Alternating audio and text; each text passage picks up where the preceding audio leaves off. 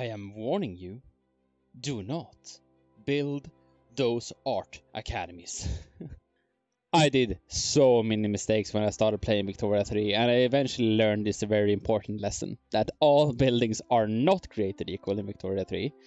I made this mistake so many times, and because there's no really hint in the game at all that this would be a bad idea, quite the opposite. So keep watching, you will learn what these easily avoidable mistakes are and what buildings that you should almost never construct. Welcome to a new video, guys. Today we're knocking off the worst buildings to build in Victoria 3 as a kind of a continuation of my other video that goes about on what the best buildings to build in Victoria 3 are. This is the video of that the buildings are that in 99% of the cases is a mistake to build. First up is those famous or infamous art academies. These buildings are evil and deceptive, I'll tell you. If you look at the figures in game, they often say that they will make loads of money. This says that it makes decent money, that fine art is expensive, and it just looks fine and dandy, right? The thing with art academies is that they quickly run out of people to sell these good, like this fine art to. Art is like fine art is actually the most expensive good in the game, which means it caters to only the extremely wealthy within your nation. It does absolutely nothing to improve the lives of your general population. In addition, it takes a long time to build and contributes very little to the investment pool. So this is a good that helps nobody. It takes a long time to build. It's a waste of resources. It's a waste of time, and it doesn't improve the lives of your people. So what you need, don't build it, put consumption taxes on it, import it, do whatever you can to make sure that neither you or the capitalists in your country construct them, ever and ever, if you can't help it. Next up is early game cattle farms, or cattle farms in general actually, but in particular early game cattle farms. Now we're gonna bust open the spreadsheet for this one, guys. I'm sorry, but it has to be done. So there's a lot of numbers going on here. I implore you to ignore it. Just look at this beautiful color number here, which is essentially telling you what building is efficient to construct in terms of it grows your economy the fastest in regards to what you how much it costs to construct and how long it takes to construct, right? It is essentially the return on my investment value, right? So green is better, red is worse, right? If we have to find cattle farms in this, we have all the best buildings up here, like opium plantations, we have gold mines, we have sulfur mines, we have cotton plantations, dye plantations, you name it, right? With values in the high 70s, high 80s, right? And if we scroll down this list, we'll be seeing worse and worse buildings, and eventually we arrive to livestock ranches, right? Yes, it is often the only source of fabric in the early game, but please, for the love of God, get some colonies or territories that has cotton plantations. Cotton plantations are miles better, and it is fantastically good once you unlock the automated irrigation tech. Livestock ranches also produces fertilizer, which you want to produce in factories since it consumes sulfur, which is awesome to produce. Sulfur is, as you may not know, a fantastic good to be producing. Lastly, ranches produce meat, which is directly competes with groceries, you want groceries to be your main food source because they are it's a factory that you construct that is run by capitalists and way more efficient. So if you can help it, never ever build livestock ranches. Build cotton plantations instead on automatic irrigation for your source of fabric, and build grocery manufacturers for your source of food. Now let's talk about synthetic plants, specifically when you're set to produce silk, like rayons, right? These like establishments make seem like a step towards modernizing your production, but beware, they are the sole building in Victoria 3 that showcases a negative return on investment when producing silk. If you're going to use synthetic plants, opt out of the production of silk. Try to get your silk from plantations instead. It is only good if you want to move your production of dyes into your being produced domestically rather than in your colonies. Like, for example, if you go to war and all of your supply of your shipments, all of your supply of dyes will be strangled because they are blocking your access to your market access to your colonies. That is really the only reason why you will be building synthetic plants. It's not an amazing building in terms of efficiency, even when set on pure dye production, but at least it consumes sulfur, which is awesome. It brings the dye production to your domestic market, so you don't need to worry about it being you don't have enough dye plantations or that it's being blocked by war. But honestly, just invest in different industries altogether to prevent draining your economy, because but do not have synthetic plants set on rayon to produce silk. It is the only building in the game that has a negative return on investment and is purely for role playing at that point. Now onto furniture manufacturers. Now, furniture is an interesting one. They are in a similar vein. They are quite deceptive. While they may appear as a viable choice for your industrial expansion, they consume a substantial amount of valuable wood without providing a proportional return. Now, they are decently efficient when it comes to producing luxury furniture, especially when you upgrade them to use the later production method. Given the scarcity of wood resources, you want to be using lumber is used in tools, it's used in your construction. It is just stay clear of this building and redirect your resources as well. There are more and better buildings to be constructing. Furniture is not even that an important consumer good, and it quickly outgrows how do I put this? It quickly outgrows your pops, as in they will no longer be consuming furniture and instead opting to be consuming other goods in greater deal. So if you're just looking to improve the lives of your citizens, furniture manufacturers are not even that good at doing that. They are just mostly just a drain on your logging, which you need elsewhere. I generally just run out of logging in all of my playthroughs in my core territory, and furniture manufacturers certainly would not help with that. I was thinking we could continue that discussion about why, as a consumer good, furniture is actually not that nice of a thing to produce. And I want you briefly to be looking at this standard of living chart that is put together on the Victoria 3 wiki, right? The needs for goods are very linked to standard of living.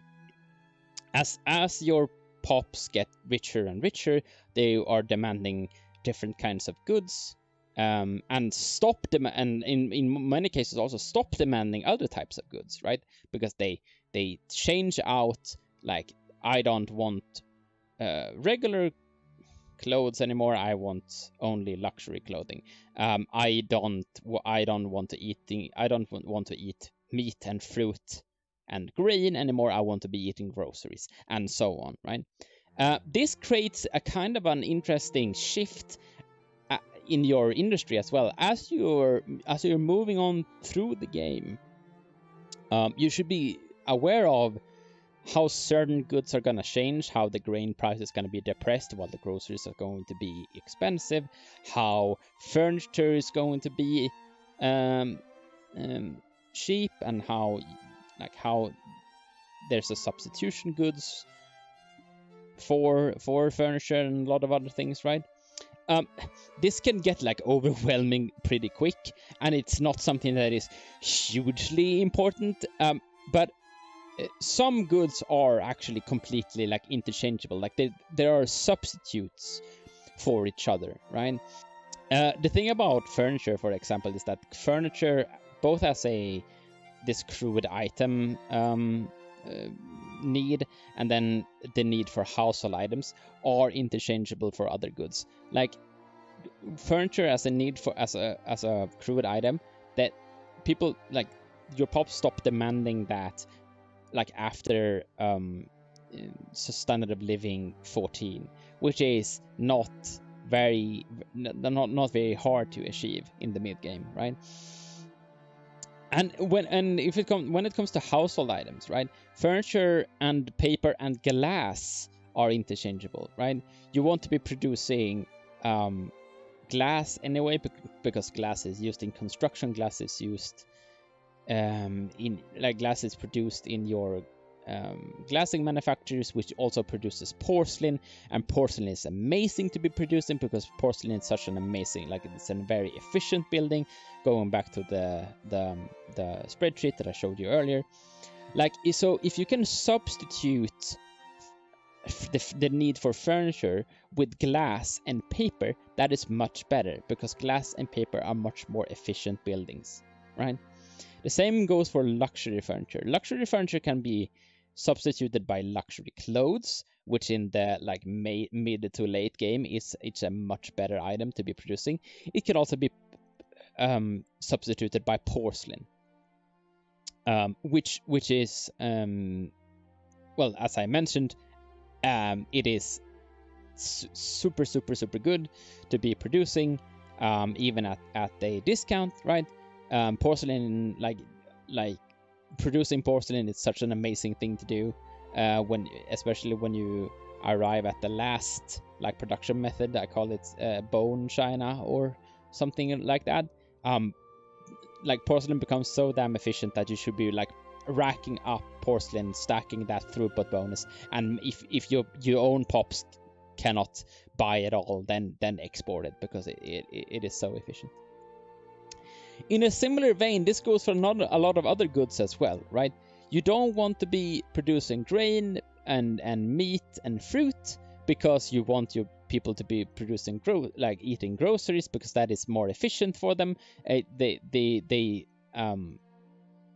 do want that more than grain and meat and fruit anyway, right? So that's why in the late game the grain price is going to be severely depressed, which so you don't want to be standing there with having built a bunch of grain farms and nowhere for it to go.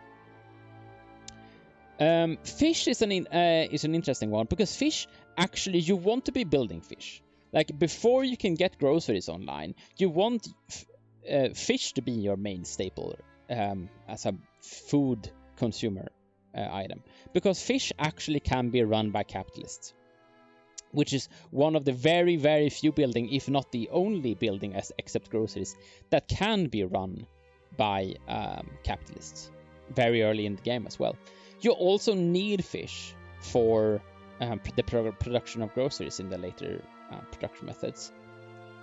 So absolutely build as much fish as you can. Fish is a great good. Be sure to switch it to be capitalist owned, and as much as possible it should be replacing the grain farm, because that would reduce the power of the landowners and give it to the capitalists, which is generally good for you when you're pushing more progressive economic laws and whatnot, right? The same goes for like heating, for example. You want to be, when you obviously when you unlock electricity, you want or even coal and oil, The same goes for heating, for example. You want to be people to be moving from using fabric and wood for their heating to be using coal, later oil and electricity. If you can get them on coal, that is obviously okay, because coal is a very efficient building. But the main thing is you can when you get them to move on from using coal and wood and fabric to be using electricity and oil, that is even better, because oil is an amazing building. Oil is almost like a cheat code but it comes very late in the game. But you want them to be using that so you can free up because there's often a wood shortage in the late game, so you want to be freeing up wood to be used elsewhere. Electricity is also a much more efficient good, because you want demand for the electricity so you can electrify all of your industries and whatnot, right? So the same goes for like heating. Like electricity and coal and oil are almost completely a substitute for wood and fabric when you come into the later standards of living, right? Same goes for intoxicants, because the intoxicants is a very important one, because you want to be producing liquor in the early game from your groceries, right? Because that pushes a lot of solo standard of living. Like, people will not be happy without their booze. Tobacco is a plantation, which is all right, especially with automatic irrigation.